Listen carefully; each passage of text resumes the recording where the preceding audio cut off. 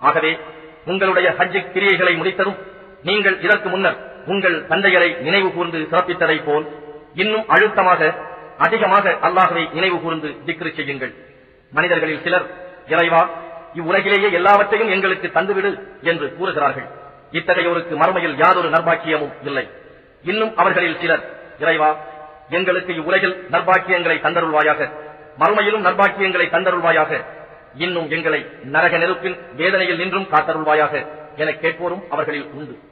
இவ்வாறு இம்மை மறுமை இரண்டிலும் நற்பேறுகளை கேட்கின்ற அவர்களுக்குத்தான் அவர்கள் சம்பாதித்த நற்பாக்கியங்கள் உண்டு.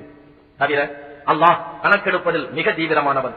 மினாவில் தங்குவதற்காக குறிப்பிடப்பட்ட நாட்களில் அல்லாஹ்வை திக்ர் தியானம் செய்யுங்கள். எவரும் அவசரப்பட்டு மினாவிலிருந்து 2 நாட்களில் திரும்பிவிட்டாலும் அவர் மீது குற்றமில்லை.